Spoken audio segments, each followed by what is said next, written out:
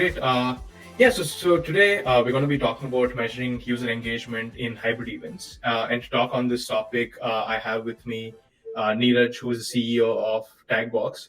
First of all, welcome Neeraj to this conversation, and thank you so much for taking out time. So let's get started. As I mentioned, we're going to be talking about measuring user engagement in hybrid events. And towards the end of the session, we're also giving away a hybrid event checklist, right? So it will help event organizers, agencies, or any individuals who are planning a hybrid event. So starting off with what should the goals of the hybrid event, what are the outcomes that they want to drive, and based on that, so we're giving a checklist on what are the things that they should be prepared with before the event and during the event and post event. So excited to get this conversation going. Thank you so much, Bharath, for the introduction. So excited to be here. First of all, congratulations for the launch of the studio. Amazing initiative, I must say. It's a one-stop solution for every and must-have product for every event organizer.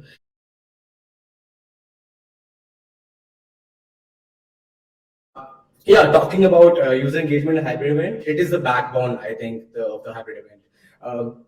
So first, we understand how the hybrid term came in the picture. So during the pandemic, we realized that, so there was an invention of virtual events, but using it for 2 years, there was a crave for human connection. And then fortunately, the situation got handled and then physical events started happening. But then again, virtual event opened a door to connect the both world, online and offline. This is where this term called hybrid event came in the picture. Now, when I talk about hybrid event, I think engagement is the key. Why? Because it's very easy when you are sitting on a screen and just one notification on your mobile can distract you. So it's against the distraction. So a very great example, not just for the events of Netflix, how Netflix has come up with an interactive series wherein they are asking people to interact with the remote.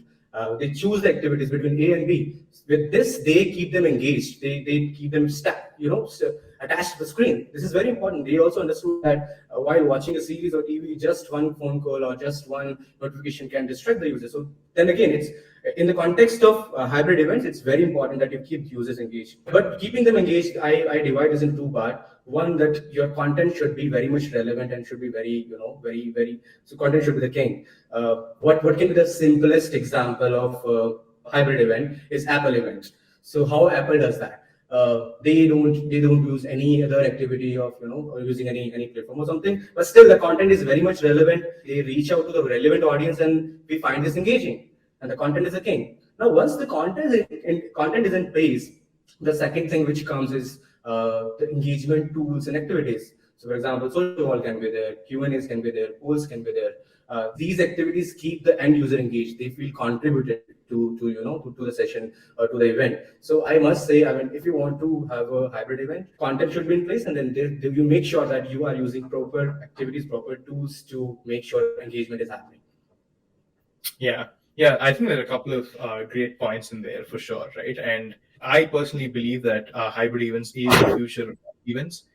You just cannot ignore that people inherently really enjoy meeting people, right? Like meeting people in person, and like you said, that people crave for that personal connection, which is very, very important. But I guess at the same time, like, you just cannot ignore the reach that the virtual world gives you, right? Like, you don't want to kind of restrict yourself and just reach to like 100 people or 200 people or 500 people based on the size of the venue and based on your budgets, right? So obviously, it's just like a lot of benefit of having a hybrid event is you can still make those in-person connections possible, and at the same time you can have the reach, right, which just makes it amazing. It's very, very important for organizers to be clear what do they expect from their hybrid event, right? So I think there are two outcomes that people might want, right? One outcome is they can just think of it as two completely different events, right? Like in-person being a separate event and the virtual component of it being a separate event and separate experience altogether, wherein you're only leveraging the content from the event to reach to more people. You're not really bothered about the engagement, right? And I guess like a great example would be the Apple product launch, right? Yeah. Like there's no engagement there. It's just some great content, and you want like hundreds and thousands of people to be able to watch it, and not just restrict it to the people who are sitting in the event, right? I guess in the upcoming product launch that they have in September is hybrid, but there's no real engagement there as such, right? So I guess it really depends on the outcomes that the organizers want. So the first one is being making it hybrid for the reach, in which case engagement is not so important, right? But the second outcome can be that I just want there to be engagement between the in-person attendees, like the attendees who are not in person, like people who are attending it from globally anywhere on the planet. And the same goes for speakers, right? Wherein you can have a lineup of speakers and not necessarily everyone needs to be in person. Like you can have some speakers attending the conference like virtually. You can have a panel of speakers of five speakers and have some of them join the conversation virtually, right? Which makes it amazing because your ability to attract the best speakers just goes up significantly if they don't require to be in person, right? So I guess it really depends on how engaging you want the hybrid event to be, and it really depends on the use case, right? Like a product launch probably doesn't have to be as engaging. It can be one-sided, great content, just talk about the features and functionalities of the product. But say, for example, if it's like a customer conference and you have customers globally all over the world, it's very hard for you to ask them to come to a particular to come to one physical space. But at the end of the day, you still want to engage them, right? Which means that then the whole engagement changes, right? Then you want tools or platforms that enable you to have that interaction between the physical and the virtual attendee.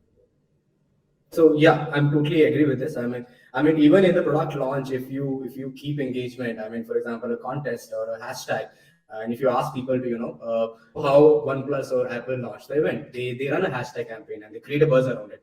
For that, Yeah, again, you need a platform to measure yeah, that how the hashtag is performing. So yeah. obviously, engagement is the key. I mean, if you are organizing a hybrid event, if you are ignoring engagement, I don't think that would be a good idea. Yeah. Yeah, but a great point again, right? I think like what you're talking about is like there's still a difference between engagement and interaction.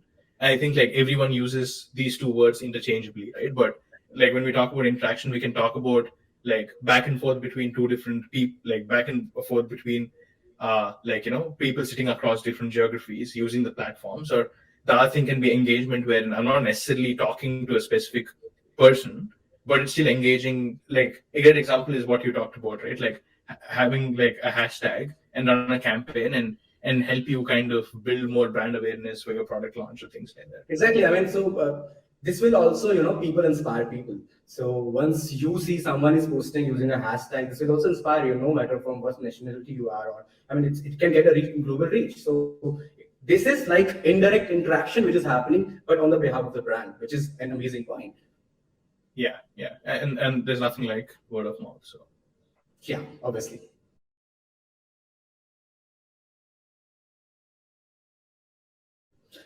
See, the great part with the hybrid event is that it's very much, possible to read and record the data. Since you are, obviously for that you need a platform, a hybrid platform like Zuddl. Uh, but then again, it can help you getting most important insights during the event, before the event, and the post event. So if I talk about the before the event, I must say people should use email marketing tools. There should be a promotional campaign. We should tell people that these are the important events or sessions which are happening. There should be periodic, email reminders of the sessions. This is very important. If you, I mean, you cannot ignore this because this happens with us. Whenever we sign up for an event and just slip out of our mind. So it's important that you run an email campaign. Come to the next would be I think social plays very important role. If you don't have a hashtag, event hashtag, I don't think that would be a great idea. It's very important that you have an event hashtag and you start promoting it before the event. So for that, obviously, Taggbox can be very useful. So what Taggbox does is basically it help you understanding the social sentiments. It help you understand the social listening, what people are actually talking about the event. If there is positive or if there is any particular post which is getting more engagement, that will get you an idea that this particular session is going to be a hit. You can yeah, expand the reach accordingly. Live polling, the result of live polling, you should check that how many people have interacted and what they actually liked about the event, and obviously, I mean, these all insights will really help you out planning your next event. And whenever you will have the next event, you will know that 80% of the things which you have done in the previous event was right or wrong, or you can optimize and plan better and execute the next event. I think these are the important things which every event manager, every event organizer should keep in mind. for virtual events, it's pretty simple to measure data, right? Because, like, say, for example, with Zuddl, you can pretty much like get every action that an attendee takes is pretty much captured, right? So I guess it's pretty easy to kind of get some of these insights for the virtual side of, like, the virtual component or the virtual side of things. But I guess for hybrid events, like especially for the whole in-person event part, right, it becomes very challenging to measure what's working and like what session worked and what session didn't. I think that's where the whole hashtag and like encouraging people to kind of post on social media walls and things like that, it becomes very, very relevant, right? Because in hybrid events, it just cannot be quantitative data, it also has to be qualitative data. And like you talked about, right, like if you see a bunch of people talking about one session, like you know that like that session is some like people like, right, you don't need like 80% of your attendees to talk about that session. Like even if it's like a small sample size, it's still a qualitative proof that like people overall liked that session, right? So tools like social media walls and what Taggbox provides can be very, very effective in hybrid events to measure data wherein you cannot really measure it like the way you can do it in virtual events.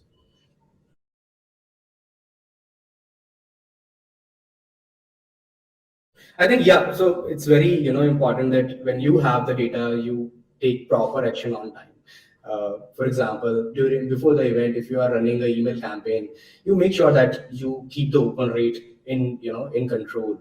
There should be less bounce rate. There are relevant users who are getting the emails. I mean, the email bounce rate should be very less. Similarly, if I talk about before the event, then the conversion between the people attendance rate, obviously the people who are visiting your event page and versus how many of them registering. So this data, I mean, there must be an ideal rate. It should be, let's say, more than 10%, that the traffic coming on a website and versus how many of them registering for the event. So this data should be in place, and you should make sure that if it's not happening, then analyze. I mean, what is not working? Maybe it's the content which people are not understanding. Maybe something is not working from the browser end, or there's a technical issue, or you're not shooting, or you're sending emails to the relevant audience. So this data is also important. Again, social media can really help you out in getting the actionable insight, which can tell you that if some paid campaign is not performing, then you make sure that you optimize it on time. And before the event, your campaign should be very much optimized, and it has a great reach and clicks, and make sure that you are getting X% of traffic from social to your event page, or event app. So actionable insights plays an important role. I mean, if you keep things in mind, that these are the KPIs, and these are the rates of attendance, or say lead generation you want to keep. So you make sure that during the event, before the event, and after the event, you keep those data in mind. And if something is not working out, you immediately fix this, and make sure that it works. So I think actionable insight plays very important role. I think if you're talking about like the actionable insights that people should, or even organizers should look out for, I think we can divide that into three sections, right? Like one is pre-event, one is during the event, and one is post-event. So I'd say in pre-event, like some great points that you've mentioned, things like watching out for, like if you're doing an email campaign, right? Watching out for the open rates and the click-through rates and how many people are registering from there, and also the conversion rates on the website, right? To see if you need to kind of change any messaging and things like that, or design or things like that, to make sure that like you're able to get the right attendees to register for your event, right? And then I'd say the next part is during the event, like some really important things to watch out for is things like, what is the ideal duration of an event? What is the ideal duration of a session, right? Like when do you see the drop offs happening? Like, is it like 3 hours, 2 hours, 2.5 hours? Is an ideal session being like 30 minutes or 25 minutes? Basically watching out for things like that, right? And also on topics, right? Like what are the topics that are working out? What are the speakers that are working out? Like what is the kind of interaction that is working out, right? So I think just keeping an eye out for all of those things will help you optimize. Like say for example, if you're doing like a 3-day event, right? I think you can still kind of look at all these insights on the first day and see if you can kind of adjust things for the second and third day to see if you can kind of improve engagement, reduce drop offs, and things like that, right? And I'd say once the event is done, it's about really learning from the event. And it's basically like a cycle, right? Like once the event is done, you analyze all this data and you try to understand what worked and what didn't, and try to implement it for your next event, right? And I think at a high level, some really interesting things for you to be measuring would be things like, where are your residents coming from, right? What are the demographics? What are the countries that they're coming from? What are the profiles? What are the titles of these people? So you can next time when you target them, you can target the relevant people with relevant messaging, and also to understand, things like what are the topics that worked, so that next time when you're creating your agenda and you're creating a speaker list, you're creating it by having a better understanding about your audience and what they liked and what they didn't like, right? So which will help you curate the next event, and make sure that it is successful.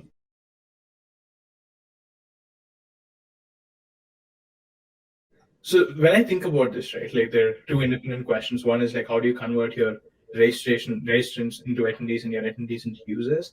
I think one core point for this is it's really about giving value to your, like, to the attendees that you care about, right? I think everything kind of comes from that. It's about like you really, really understanding who are the people that you want attend these events, and really thinking of an agenda and a speaker who can kind of add value to them, right? So it's not really about like just selling your product. I think the whole function of events and marketing is to make sure that you're on top of mind for your ICPs.